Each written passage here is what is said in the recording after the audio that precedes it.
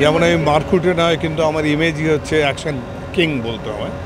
আমি দড়ি ধরে নেমে আসতাম জাহাজ থেকে, এসব করতাম, সে প্রতীক থেকে শুরু আমার। তো সেই ইমেজটা আমার, কিন্তু আমি কখনো রাগারাগি গালাগালি করিনি এরকম। তো এটাতে আমি খুব এনজয় করেছি, খুব মজা লেগেছে, কারণ স্ক্রিপ্টটা এত সুন্দর না, অনেক রকম অ্যাঙ্গেল আছে।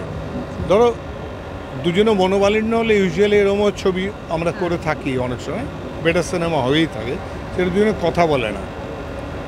বাসু ভট্টাচার্যের যে আবিষ্কার যে ছবিগুলো আছে, রাজেশ খানের শর্মিলা, সেখানে কেউ কথা বলে না তারা, মানে দুজনের ভেতরে ঝগড়া হলো, তারপরে দুজনে দুই দিকে চলে এরকম বসে। এইটাতে মজা হচ্ছে, যেহেতু এটা মক অ্যাঙ্গার, অ্যাকচুয়ালি বাবা খিটখিটে নয়, কিন্তু সে একটা কারণে এইটা করে, মেয়ের সঙ্গে এই ট্রিটমেন্টটা করে, যাতে মেয়েকে সে দূরে পাঠাতে পারে, ও যেন এখান থেকে চলে যায়। কারণ ওরটা বিয়ে করবে বলে একটা ছেলে বসে আছে আমেরিকা ওর জন্য, কিন্তু ও বিয়ে করছে না, ও ডিলে করছে। সেইখান থেকে মেয়েকে তার ন্যাচারাল লাইফে পৌঁছে দেওয়ার জন্যে বাবা এরকম একটা ড্রামা করে।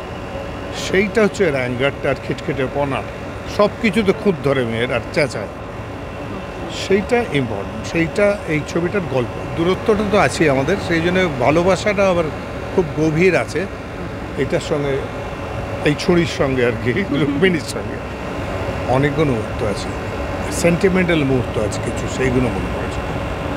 মজাটা এরকম ধরনের চ্যাংড়ামি মজা ইউজুয়ালি আমার মেয়ের সঙ্গে আমার ঠিক এরকমভাবে মজাটা হয় না, অন্যরকম মজা হয়। গল্প বলার মজা, ওর ছেলেবেলার গল্প বলায় ইত্যাদি ইত্যাদি মজা, হাসি হয়। কিন্তু এখানে যে মজাটা আমরা করেছি সেটা হচ্ছে সিনেমাটিক মজা করেছি আমরা।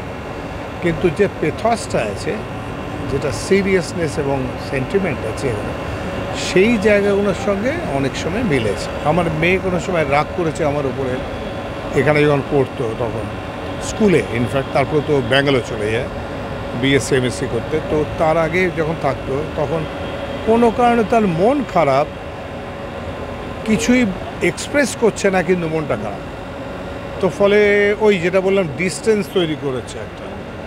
তখন আমি যেমন, ও ঘরে বসে কিছু পড়ছে, কিছু করছে, আর আমি ওই ঘরটা দিয়েই বেশি যাতায়াত করছি, মানে জাস্ট ওকে বোঝার জন্যে যে ওর কেন মন খারাপ, জিজ্ঞেস করবো কি করবো না, এরকম একটা মোমেন্ট। সেই মোমেন্টগুলো এই ছবিতে একটু আছে। মানে যেমন আমি শুয়ে আছি, একটা শট আছে, দেখলে ও এসে গায়ে শালটা চাপা দিয়ে দিচ্ছে, কিন্তু এমনিতে জেগে থাকলে কিন্তু করবে না। হ্যাঁ, দুজনের মধ্যে ভীষণ না ঝগড়া, ওটা ন্যাকামি ভাববে বাবা, হয়তো উল্টো কিছু কথা বলে। ঠিক মতো বলতে হয় তাহলে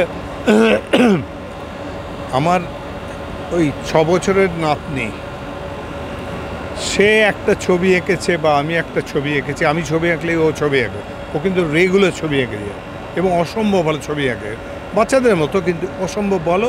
এবং তার প্রত্যেকটা ছবির পেছনে একটা গল্প থাকে। এমনি ছবি দেখলে হবে না, ছবি দেখলেই ও গল্পটা বলে দেবে, আর বলে দেবে মানে আমি যদি জিজ্ঞেস না করি তাহলে মুড অফ হয়ে যাবে, তার রেগে যাবে, সে হাত থেকে ছবি নিয়ে চলে যাবে।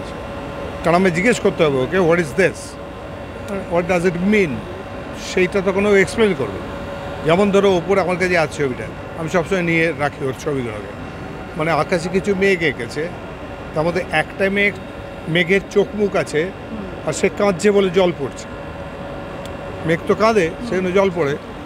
নিচেও নিজের মুখ এঁকেছে, এঁকে তার চোখ দিয়েও জল পড়ছে। এই যে মেঘের দুঃখটা ও পাচ্ছে, মেঘ যে কারণে কাঁদছে ও কাঁদছে, এটা বলবে তবে তো হবে ব্যাপারটা।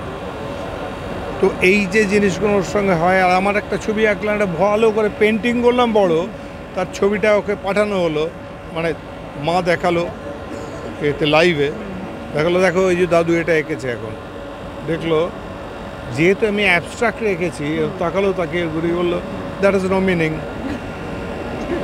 মিনিংলেস ছবি এঁকেছি। এই একজন আমায় মুখ ঝামটা দেয়, আমি কিছু করতে পারি না।